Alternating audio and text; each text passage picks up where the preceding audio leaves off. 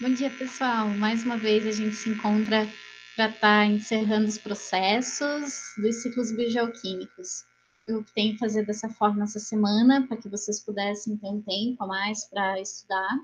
Então, eu encaminho a vocês alguns vídeos de revisão para que vocês possam relembrar os conteúdos vistos nessa frente A. Então, a cadeia alimentar, a teia alimentar, a pirâmide ecológica e os ciclos biogeoquímicos. Na aula anterior, nós discutimos o ciclo do carbono e do oxigênio, e agora eu venho discutindo mais uma vez o ciclo do nitrogênio. Eu gostaria de revisar ele com vocês, marcando principalmente os destaques, então, desse material. Para a gente encerrar, faltou a última etapa, chamada de desnitrificação, e eu gostaria de revisar todas as outras com vocês, para que vocês fixem muito bem ela. Não esqueçam que vocês têm até o prazo de hoje para entregar o mapa, né, o desenho, a representação deste ciclo. Então vamos lá, no ciclo do nitrogênio. Eu vou projetar para vocês agora.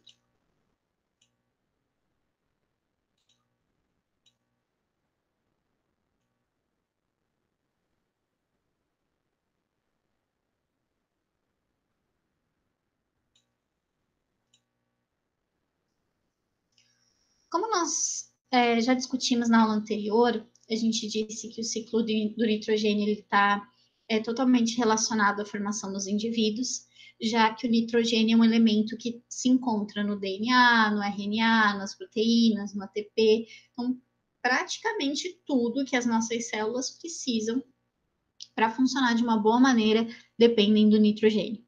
E a gente sabe que a nossa atmosfera é composta de 78% de nitrogênio.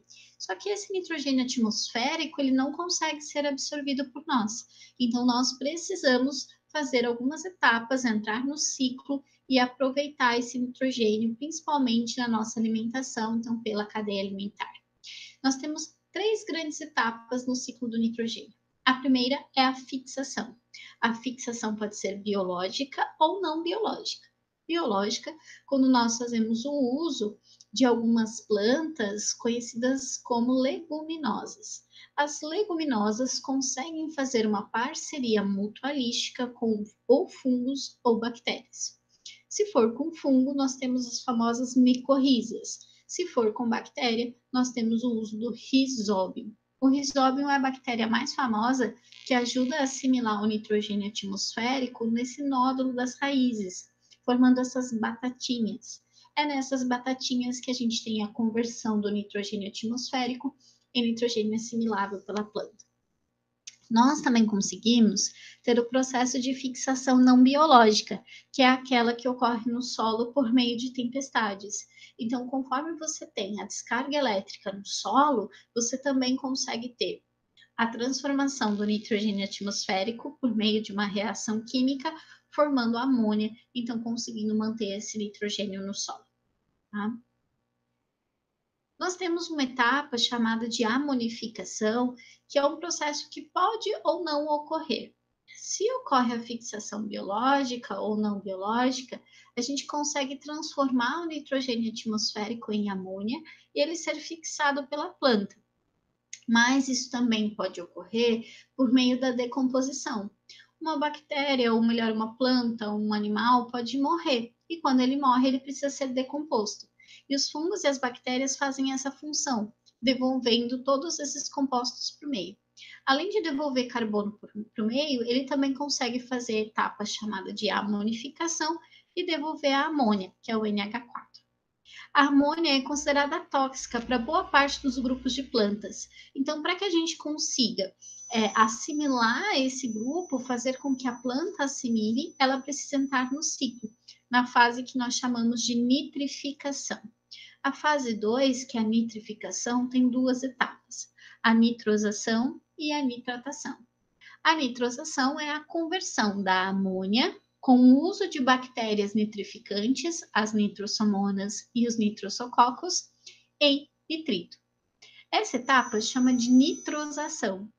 O nitrito é tóxico para boa parte das plantas, então nós precisamos de mais bactérias nitrificantes, como a Nitrobacter. A Nitrobacter converte o nitrito em nitrato, na etapa que nós chamamos de nitratação. Aí sim, esse nitrato vai ser assimilado pelas plantas por meio da sua raiz. A planta absorvendo nitrato, ela consegue fixar o nitrogênio nos seus compostos e esses compostos servirão de alimento para outros grupos. Então, essa planta vai servir de alimento para esse coelho e vai fazer com que o nitrogênio entre na cadeia alimentar. Mas como que esse nitrogênio volta para a atmosfera? Bom, pela etapa que nós chamamos de desnitrificação. Ela pode ocorrer da seguinte maneira: nós temos algumas bactérias chamadas de bactérias desnitrificantes, ou seja, as pseudomonas. As pseudomonas agem no nitrato que sobrou no solo, porque nem todo foi assimilado, e esse nitrato vai ser convertido em nitrogênio atmosférico, sendo devolvido para o ar. Bom, aqui nós temos todo o esquema que vocês puderam visualizar. Então, toda a etapa do ciclo do nitrogênio. Essa é a melhor imagem que nós trabalhamos em relação a esse ciclo. Inclusive, é usada por boa parte dos professores nas videoaulas. Então, destaco a fixação pelas leguminosas ou a entrada pela amonificação. Então, com bactérias fixadoras de nitrogênio no solo, principalmente depois dos compostos serem decompostos, né? Então, dos grupos serem decompostos. Fixação, lembrando, biológica e não biológica.